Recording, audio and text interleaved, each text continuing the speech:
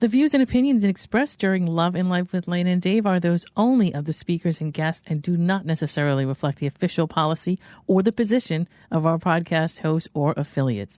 Any content provided is not intended to malign any religion, ethnic group, club, organization, company, individual, anyone, or anything. All right, let's do it.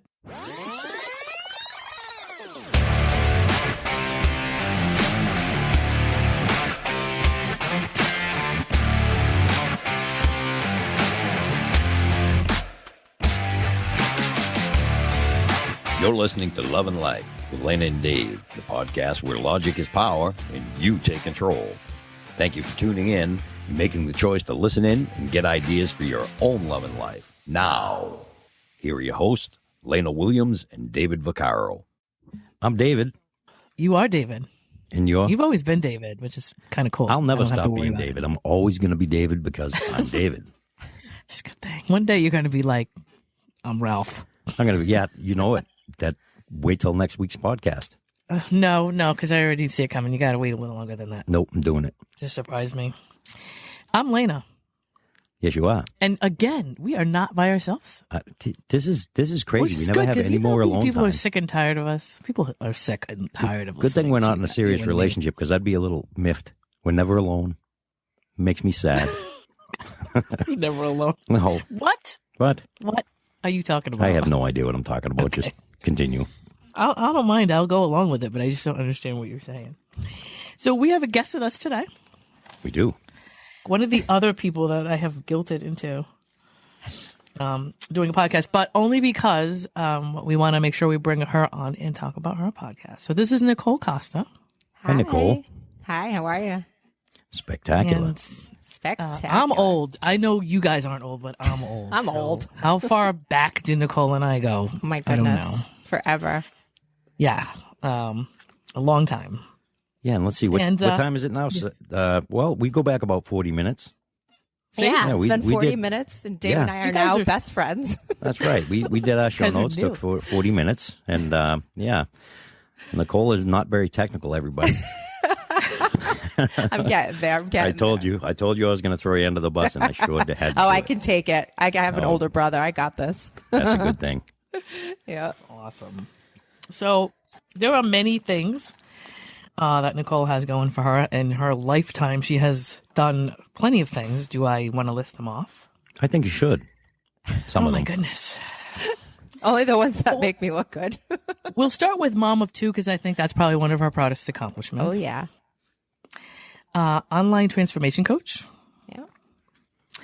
Fitness nutritional specialist.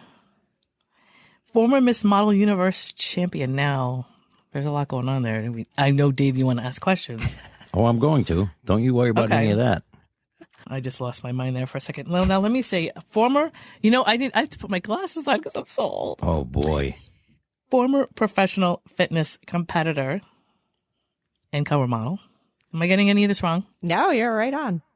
Okay. And you know what I did? I actually made notes from your notes because if I write it down, it makes more sense to me. I know, it sounds crazy. So there's a coaching and consulting company that I believe is now, am I getting this right? This is basically what you're beginning at this point. Yeah, yes, pretty much. For women looking to improve their bodies, their mindsets, their life. Yeah. And from here, I'm just going to let you talk, Nicole, and tell us all about what you're launching. Yeah. So this whole new journey is honestly just like a pivot. So I've been a coach for 14, 15 years, but all of my coaching was mainly done through our gym. So we owned a gym called Body Rock for many years. And so that's where we did all of our coaching through there. But now it was just a pivot and complete transition online.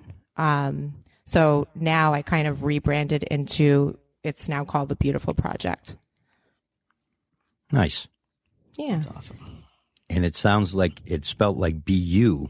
Yes. Right. Yep. And there's a message behind that. And I guess I could go into it now, but the whole BU part is just, I feel like, especially coming from the modeling world, everyone just tried to fit in the same box and, I don't know, sort of just act the same way, look the same way. And one of the biggest compliments I ever got during my modeling career when I landed a cover.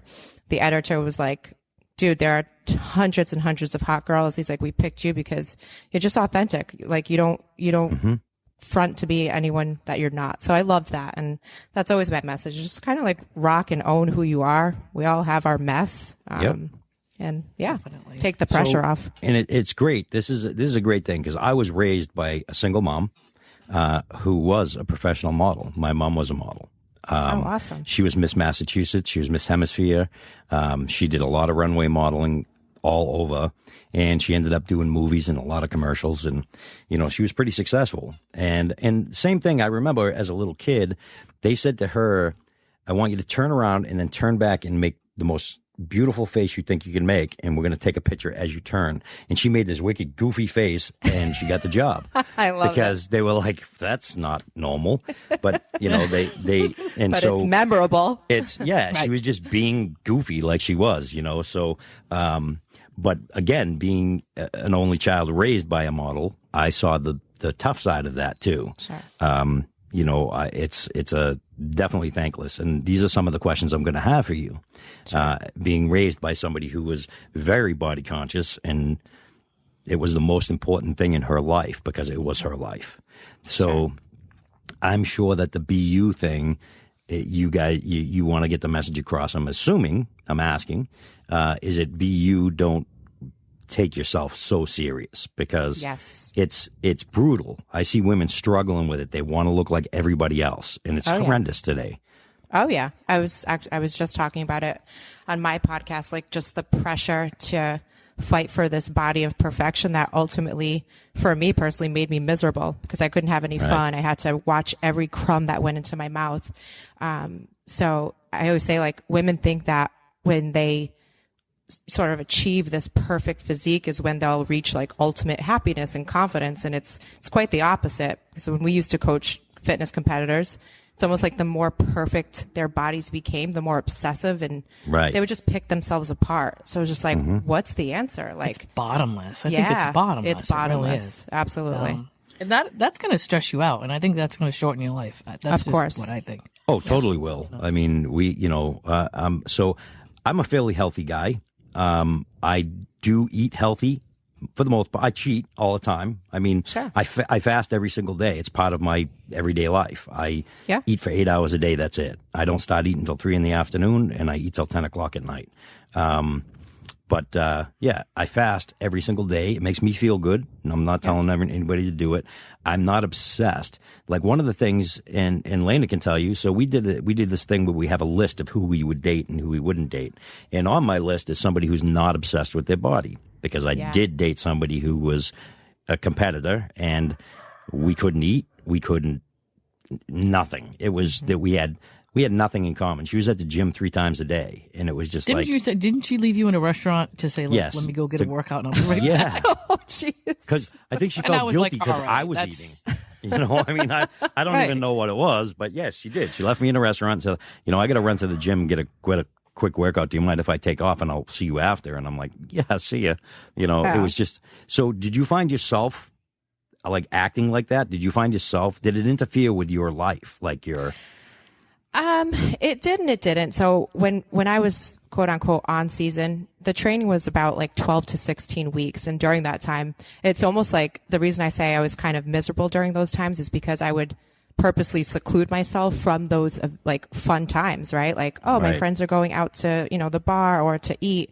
I have to stay home because I'm in training. And then when I wasn't training, I was able to sort of have my fun. So I tried really hard.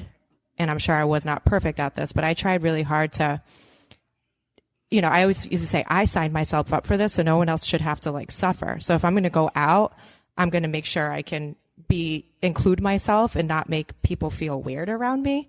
But it was tough. It was tough. It is, because, I mean, let's face it. I mean, the average height and weight of women from 19 to 26 today is 5'3", 178 pounds. That's obese.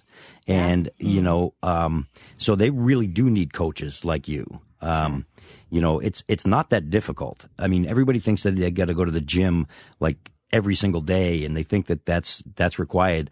90% of your health is what you eat. in the way that you eat. And, you know, like, do you know that I was reading up on circadian rhythms and just weird stuff? Like, if you don't sleep right, that absolutely. Your 100%. eating habits, it affects your weight and Watergate and all kinds of stuff. Your cortisol. So it's a lot of different things, I think. Oh, yeah, cortisol is... Yep. Well, cortisol is just it's caused by stress. And, you know, cortisol also causes tumors. That's why here in the United States, we have very high counts of, you know, cancer, because a tumor is a place for cancer to just be like, oh, I'll have that, you know. And, you know, stress causes a lot. Your body secretes tons of cortisol from stress. So, and not sleeping, like a lot of people, like I don't sleep a lot. I sleep probably from, you know, I probably sleep 4 or 5 hours every night, but it's solid sleep. And, you know, so some people are like, I could never, I need 8 hours of sleep. And I'm like, yeah, not for me. But here's how I feel about people who say I couldn't do what you're doing. Well, okay, don't do what I'm doing. That's right. Yeah, have a nice day. Right. Everybody has a specific requirement for who they are. Absolutely. So some people are fine on 6 hours of sleep. Some people need 10 hours of sleep, but it's not. There's no monolith on it. Yeah, I'm with Dave. I don't require a lot of sleep. 4 or 5 hours, I'm good.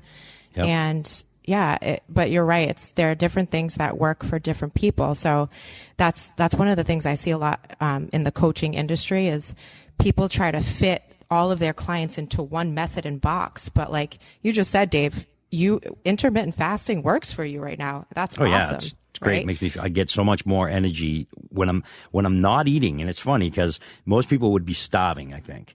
And, you know, when I get into that point of hour 14, when my body's actually eating my old cells and using that for energy, I feel that energy. Like, and the nice thing is that I'm able to regenerate new cells, where people that don't ever fast for that long, ever, their old cells linger in their body. It takes forever to get them out of your body before the new ones can build. So, you know, it's stuff that I'm learning. I recently started doing this. I mean, I always kind of fasted, where I would eat and probably till midnight or so, and then I wouldn't eat again. But I would break my fast in the morning with a cup of coffee that had cream in it. Yeah.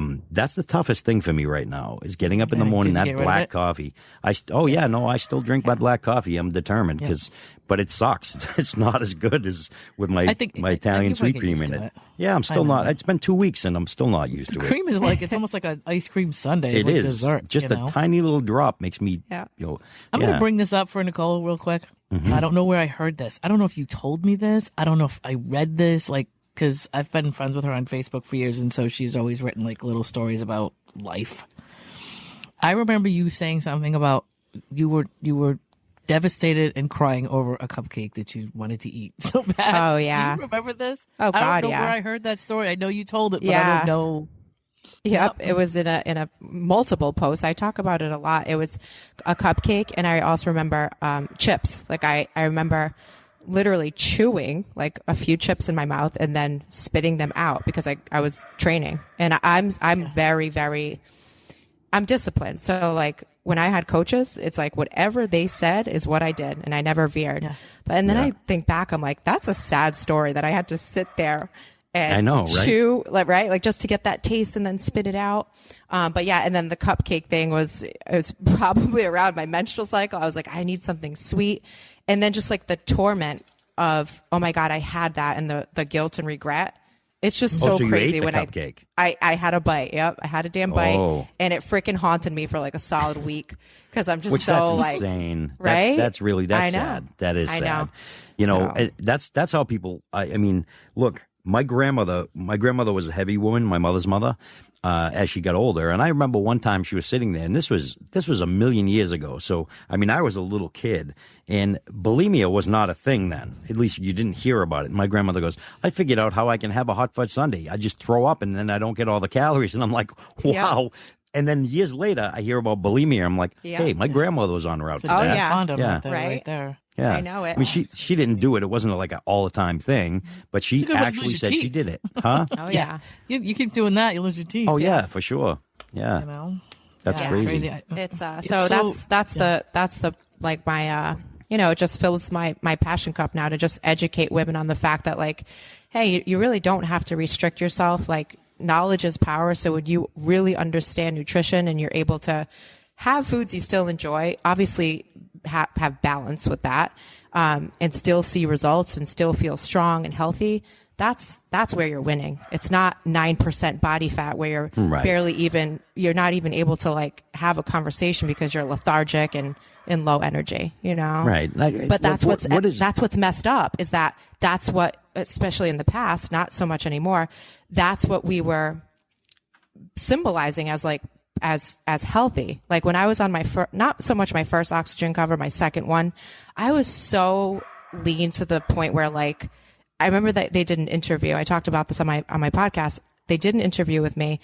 I'm like, I don't even know what they just asked me. Like my brain legit was not functioning. I couldn't get my words out. I'm like, this is not healthy. And here I am now on the cover. Your brain requires fat. I mean, that's a very important part of your brain is the fat in your body. So, brain function, and you know, and I'm not, please don't take this the wrong way. When I see women or even men that are on stage and they're totally ripped and there's like zero, like hardly any body fat at all, I don't think they look healthy to me. Yeah. They look sickly. They don't look healthy to me. I mean, sure, their muscles are all ripped. You can see every single one of them. But, you know, you can go to a third world country, which I've been, and they're all ripped too, you know. Mm-hmm. They don't have food, but they're still ripped because they're doing stuff, like just everyday stuff. Right. You still can see their muscles, like, yeah. So, you know, it's, to me, it's not, I don't associate that with health. So, I don't think it's emotionally healthy either, as you said, right. You know, and are you ever perfect? Because you never will feel perfect because there's always going to be somebody who you think looks better than you, no matter who you are. Right. So and we're striving to be something we can't possibly be. So when you start pushing to those levels, you're pushing to the point of very long. You can't. You can't. And so I have a cousin who also was in bodybuilding, and her last name is the same as mine. You probably could find her. She got really big in the circuit. She was miserable. She was not a happy woman. You know, she was not a happy person. I don't care what, you know, even on her off season, she still was very like competitive because she was like, I still have to maintain this. So when that time comes, I can get even better. And then she got to the point, she almost lost her whole family because of it. Because she just became so obsessed that nothing mattered except that. And, you know, that's there's a very small percentage of women who can take part in that sport and not become obsessed, because your job is to obsess over your body, right? You know that, you know, in 12 weeks, 16 weeks, you're literally going on that stage half naked to be judged by 6 strangers who have never spoken to you. They don't know your heart, your personality. They're just judging you. They don't care. They don't care. And so that for me, like, it's funny, when we started our first business, Body Rock, our main clientele, they were fitness competitors, because by that point I had built a name for myself and people were like, oh, she does well, I'm going to go get coached by her. So 90% of our clientele were women that wanted to be trained to change their physique and go compete. And then I just started to experience like just the obsession, the never being good enough, not understanding why they didn't come in first place. And I'm like, dude, it's subjective. Like, you're beating yourself up for no reason. Like, you did it. The trophy is that you did it. You maintained that level of discipline and you made it, but it just was never good enough. I'm like, man, it's becoming to the point where it's not enjoyable for me anymore, especially when I had my little girl. Everything changed. I was just like, this is not what I want to do anymore. I just want to help women. Well, think about get it. Healthy. Would you want your daughter to go through that? No, and that's where, when I honestly answered, my honest answer was, if Maya came to me and she said, Mommy, I want to compete, I don't know that I would let her. I'd just be like, Maya, I don't think it's a good idea. Yeah. So it's tough, but I will say, I don't want to like completely rag on that whole industry. I get because it. Sure. What I did take from it that is just so valuable to me is a level of discipline that I've applied in life, like in business. Absolutely. When I don't feel like doing something, I do it because I've sharpened that level of discipline. So that is the biggest blessing that definitely came from that sport, for sure. Yeah, I mean, I would have to agree with you. Discipline is very important in life, right? Yeah. In any kind of discipline is crucial to success in life. But I think that a discipline that is harmful to yourself. And what I mean is emotionally harmful to yourself is not a good discipline. I think that the only way to truly succeed in that industry, and I mean, look, you're not the only one that said it. I watch things on Discovery Channel all the time about, bodybuilders and stuff, and they all talk about it as it's the hardest thing emotionally they ever had to do. And every woman that I've ever met that has done that, I think she looks way more beautiful in off season. I really do. They just seem healthier to me. Yeah, agreed. Most men do. They're like, okay, you look unhealthy. Let's put some fat back on, Yeah. Even guys too, you see the guy and he's all ripped and stuff and his face looks funny and, that whole weird, weird look that I'm talking about. They like get emaciated, they look like a skeleton almost. Yeah. I always say, the body that you present on that stage, it's a rent-a-body. Like you rent it for a day and that's the biggest thing that women struggled with is, oh my God, now I gained weight. I'm like, you're supposed to. That level of body fat is not healthy to walk around at. It's just not. No, right. No. And they couldn't handle it. Emotionally, they could not handle it. I'm just like, man, I'm not cut out for this. I wonder if it's for some people, the discipline is like almost like I don't want to have to think. I want somebody to just hand me something. To tell me what to do. And I just go through the motions. Yeah. And then once the competition happens and you're done with it, it's kind of like, all right, now what am I going to do? Oh, yeah. Call it post-show blues. It's a real thing. Oh, okay. Yeah. Or you feel lost. You feel like you were in a 10-year relationship and you broke up with your spouse. It's weird. Yep. Yeah. Well, I mean, I can relate to, so I used to be a professional musician and I don't like to go to concerts now. It makes me feel sad. And I miss it. I miss the big stage, I bet. So I can totally understand that. When I was on stage, I mean, and I have a lot of friends from the 80s that were very famous people that you probably know, that now that they're retired or semi-retired, they're not doing the big shows anymore and they're miserable. It's just, once you have that, it's very tough to take it away. Sure. And I used to refer to it as the stripper mentality. They go and they strip and they make $1,000 a night. And then when they get older, there's no other job they can find getting $1,000 a day. Walmart going. Yeah, they're going to Walmart going, where the hell did my paycheck go? Yeah. Go to the strip joint, guys are like, get off the stage. Yeah, like 65. Right. What are you doing? You should have retired by now, Grandma. But so. Yeah, it must be tough. Like, Greg, Lana, Greg used to be a professional MMA fighter. When you're an athlete or a musician, it becomes part of your identity, right? And when you no longer have it at that level, it's just like, who am I now? Yeah, it's tough. It's definitely tough. I mean, it's good to pour yourself into something when you're young, but you can totally go off the rails and become the thing that you are. Oh, sure as hell. I mean, I totally did. That become your identity, you know what I mean? What did I want to say here? I had a quick question of like, do you believe that, there's a couple things I wanted to bring up, but one of them is, do you believe that it would be good to find like almost like an axis between, you want to be happy with who you are? Mm-hmm.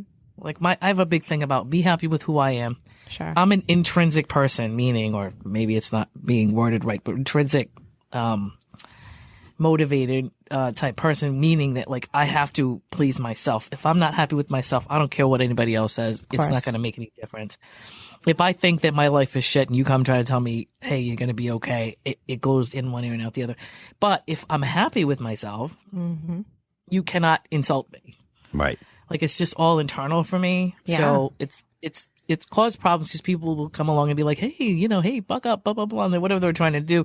And it's like, this is a waste of your time. Yeah. Because if I go home at the end of the day and I don't like what I see or I don't like how I feel or whatever it is, right, that's my own battle that I've got to deal with, and no outside experience is going to help with that. Of course. Yeah. But once you get to yourself where you say, well, I'm kind of happy where I'm at right now, and I know that maybe let's say I need to lose 10 pounds or somebody needs to lose 15 pounds or whatever, but they're a happy person, they have a good life, they got good friends.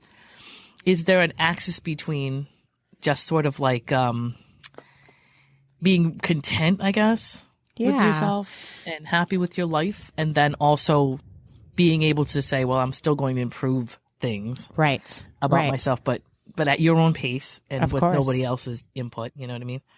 Yeah. I think most people could find that would be nice. Yeah. And so something I learned from a mentor that I'm sure we all know, Tony Robbins. He's always preaching. Yeah, he always preaches about the fact that like the happiest people are always working towards progression in some way. And when you finally just stay complacent, your happiness kind of dwindles. So I think it's healthy to always reach to be better every single day, physically, mentally, emotionally, but also being happy in the present, right? Like I always say happiness and confidence is a decision. It's just a decision that I'm going to practice that every day. Yep. I can wake up and think of 10 million reasons why I shouldn't be happy today, or I'm going to decide I'm just going to go look for the positive, and whether that's gratitude or however people practice that stuff. But, you know, I think it's a healthy balance between wanting more, but also celebrating who you are now in the pursuit of that reach, right? But I think where people go wrong is they only focus on what they're lacking, and they're looking at that big goal going, I'm not there yet. They don't look at the little goals in between. Yeah. And remembering like all of their blessings now. Like, you know, if I looked in the mirror right now, I'd be like, all right, Nicole, I want your butt to be a little bigger. I want your, you know, I could pick myself apart. Cool. Like, but it doesn't bring me down. I'm still a confident person. So it's like teaching that to other women, like despite where you're at physically, you got to practice confidence and happiness, right? There are things you can do every day to practice that. So definitely little teeny habits that become part of your routine. And I always say figuring out ways to continuously make yourself proud of yourself. And I'm sure that's something for you, Lana. Like you said, if I'm not happy internally, right? Like I don't care. Right. You could tell me every compliment in the world, but I have to feel that. For me personally, what makes me my happiest and most confident is when I take on something that's hard. Like I talked about this in my podcast. Like it's just, you know, it's uncomfortable because it's new. But I really was so proud of myself for getting the first episode out. I was nervous, right? But like on the other side of the hard things we do, you feel proud. And that's a real quick way to just like boost your confidence, to be like, hell yeah, I did it. Like that's awesome. Right. Yeah. Right. Instead of crawling in your shell and being like, oh, like being doubtful and telling yourself you can't, you know? Yeah. It's, I know a lot of people, I don't want to be dismissive, and a lot of people are like, well, I'm not like you. And it's kind of like, it doesn't work like that. Right. You know, I had to do a lot of things when I was 4 and 5 and 6 years old that I had to get over, as far as whether or not I had stage fright or whatever the case may be. But it didn't mean that I didn't have the same nervousness as everybody else. And if you avoid something long enough, then it's going to make it worse. It's like going to the dentist, you know? Oh, yeah. And if there are things that you don't like to do and you put them off long enough, they become huge, you know. You don't dwell on it. Insurmountable, ridiculous things that really aren't as bad as you make them out to be, because you're of the anxiety of whatever it is that you're trying to do. Yes. Yeah. It You does. know, there are people who will paralyze themselves. Yeah, they do. They prevent themselves. So I still to this day have stage fright. I've spoken at large events when I was working for a large tech company in front of tens of thousands of people. I played hundreds of shows as the singer in a band, petrified every time. But once I'm there and it begins, I'm like, what was I worried about? So the thing is you know that I can't stand and so it's kind of funny you brought up, you know, Anthony Robbins, because that man changed my life. I had a weekend alone, one-on-one with him for a whole weekend once. Really? I won it. Yeah. So I won it being a sales rep of the year, and I got to sit with him. We did a week-long thing, and then I get to spend a weekend, me and like, I think there was 10 of us total, spent the weekend with him. And it was amazing because I learned so much from him. And Lana will tell you, there's something, I need to learn something new every day. I like to grow every day, no matter what it is. And I'm huge into nutrition, and I know that you're doing that too. But before we talk about nutrition, I do want to ask you, so as you know, Instagram is huge. Everybody's an Instagram model now, right? Oh, yeah. And so, but the problem is every woman that I know that's young, that's an Instagram model, absolutely beautiful, is miserable. They're so unhappy because they want to, again, they want to look like that girl has. I want her lips. I want her ass. I want her boobs. It's all in your head. It is, and it's ridiculous to me. Anyway, but this is where I think a coaching like you would come in handy, because these people, they're young right now, but they're going to get older, and they're going to need some sort of psychological fixing, because 100%. they're ruining themselves right now, and they don't even know. They don't even know. So they don't realize if you could say something to those girls right now, what would you say? Putting you on the spot. Yeah. What you see isn't always exactly what is. Like, what you see on this friggin' screen every time you scroll your thumb up and you're comparing yourself, is there's another world on the other side that you don't see, right? You don't see the imperfections, and it's a fake reality. And just reminding yourself of that every single day. And it's almost like we all know it, but for some reason we still subconsciously compare ourselves, right? Mm-hmm. So like in a perfect world, I always tell Greg, I'm like, if I didn't have, my business, I don't know that I would like want these apps anymore. Like, it's just become so fake, and it's just not authentic. It's exhausting, yeah, isn't it? It is. Like, oh my it God, is exhausting. I have to post here. I have to post there. I have to, oh my God, did I hashtag this? Did I hashtag that? You get like just tired of all of it. We actually had we had this woman, Bonnie, on, who is neurological expert basically, and she was talking about how when they get that like button clicked, it actually releases dopamine, yeah, and a couple other things, the feel good drug, right. And people become addicted to that. And it's kind of sad, because I grew up in an era where there was no social media. I mean, we had corded telephones. I mean, you know what I mean? It was not. You would answer the phone and didn't have not microwave. know who was calling. No. Hello, and it'd be like a person there that you had no idea. Like, isn't that crazy? I loved it. I miss it. Bring it back and see what happens to all these kids that are on social media. They would have no clue. We actually did a test with one of our kids a long time ago, and we disconnected all the phones in the house and we hid them, and we left the one in the garage that had the dial. And she literally was online going, "How do I dial this?" And her friends are like, "I don't know. I don't know." They couldn't figure out how to make a phone call with a rotary phone. Right. It was insane to me. But yeah, so we've come a long way. I kind of miss those days. I can't lie. I do too. Simple. It was simple, but it was simple. I don't know. There's no way to really stop people from. Nah, I mean, it would be nice if we all put our phones down and went and sat in the Adirondacks for a week, and but it's just the level of how we attach. When I say we, most people attach our value to how many likes you get on a post and who's commenting, and it's just, when you really think about it, it's fucking bizarre. It's so strange. It really is. It's so weird to me. And even like the stories, like looking at people, what they're doing second to second. Now it's just, it's become such habit and it's normal. But I'm like, when I step out of it and really think about it, it's kind of weird. That's how I look at everything. I'm like at that female Seinfeld mindset of like, what? Like, it's a weird, bizarro. I saw somebody, there were a couple of people today that like just posted a picture, and I want to so badly go, what are we looking for here? Yeah, was there a comment? Why are we looking at your face? Did something happen? Like, what is it? I'm somewhere, and I'm going to tell you where I am, but I'm going to show you a picture of me there because you need to see my face. Why? Yeah. Things like that.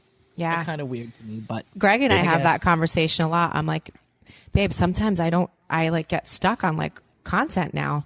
I'm like, if I'm not posting something I always try to stick to like, all right, am I entertaining you? Like, am I going to make you laugh with my crazy dance moves? Or am I going to teach you something, right? Education.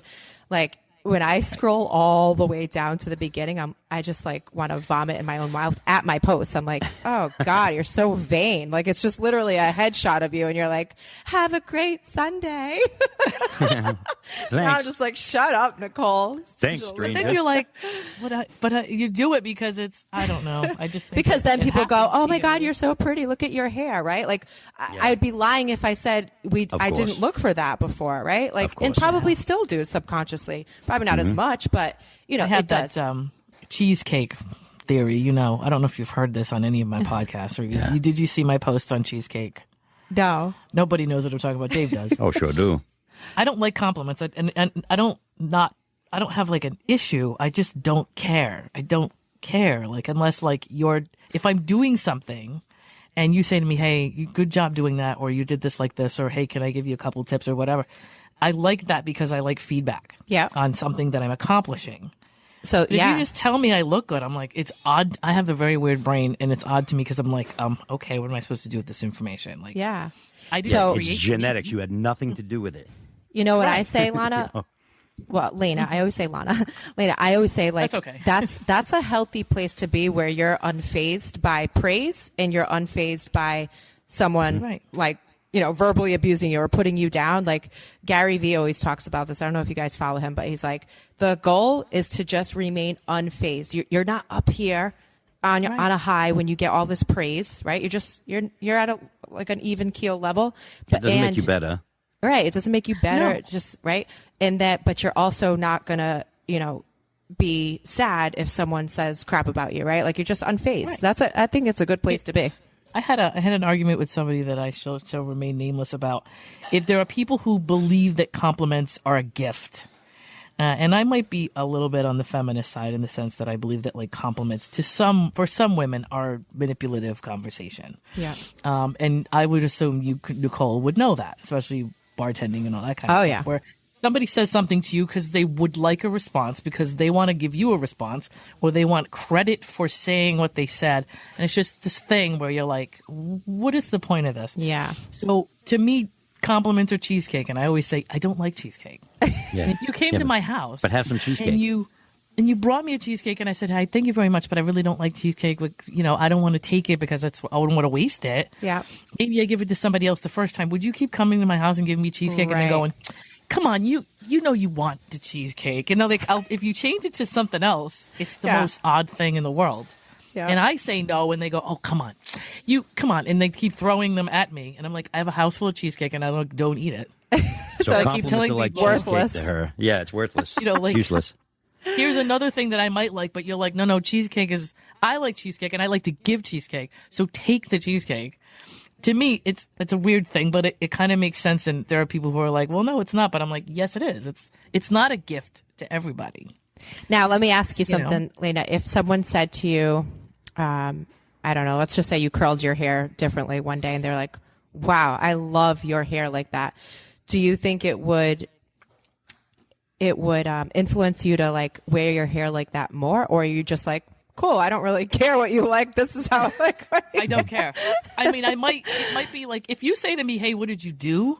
Yeah. I'm the type of person that'll be like, oh, well, I can give you like, I had no idea that it would look like this, but this is how I did this. Yeah. Like should give you instructions everything on to how me to is do informational. It. Yeah. No, my brain is data. It's like if I talk to you, it's because I want to either learn from you or inform you. Sure. This is the only reason I interact Lena with is not your typical, ever. as you probably already know, right? I love that. I mean, I love it. Which I do too. That's how we get along so well. I don't do platitudes. I don't do like touchy-feely stuff. Yep. Like, nothing like that. I like touchy-feely.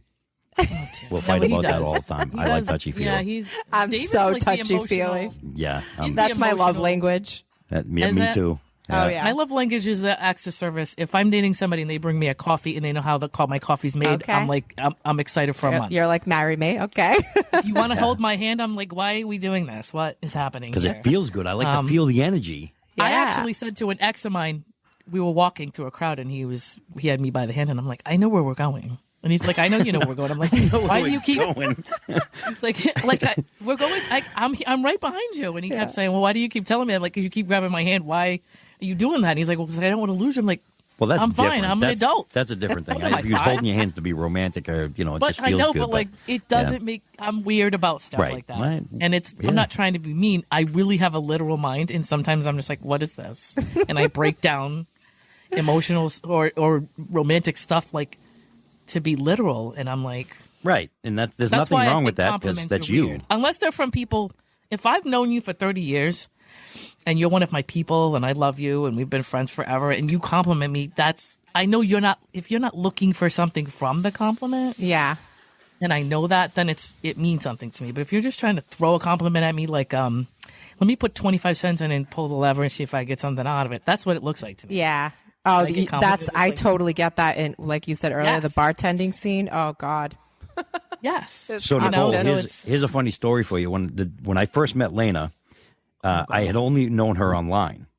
And so I had posted online. I used to do a live thing, and I had like a ton of like 96,000 followers on Facebook. It was when Facebook Live first came out. So it was booming, you know. And Lana was, I knew her from that, and we used to talk online. That's it. And one day I was down in her neck of the woods in Rhode Island. And first he thought that I was I'm going to tell her that. Man-hating bitch. So I said, anybody want to meet for coffee? And Lana goes, well, sure, you're right up the street from me. I'll meet you for coffee. And I go, oh, great, the man-hating lesbian is going to show up. I was like, oh, my God. We ended up talking for 4 hours. First of all, she's not a lesbian. She doesn't hate men. And she's just a very logical person. I've been told that if I don't like certain men, then I must be lesbian. But that's another story. There's that too. Yeah, I've had women tell me I'm gay because I wasn't attracted to her. I go, you're just not my type. You're just not my type. I like men, just not you. Yeah, exactly. I like women, not that one. But yeah, because I text and type very, like, I'm very, I don't know, like to the point. Very logical. I have no sugarcoating. Nope, none. I'm very little in the sense that sometimes if you try to throw like innuendo at me, like I don't even get it. I'm like, what? And I'll throw it back. I'm like, oh, it's supposed to be a joke. And I'm like, okay. And I'll say, well, okay, I want to laugh at that. So can you explain to me why it's funny? Yeah. Yeah. It wasn't stuff that she ever like would tough one on me, but like somebody would make a comment and she'd comment on them, kind of putting them in their place, and I was like, "Ooh, damn!" I psychoanalyze and brutally so, everybody. but not in a way that I disagreed. I agreed with her, but she just came across as, "I don't like you," and here I'm not. It was very like. But during that coffee, how long did we stay there for, Elena?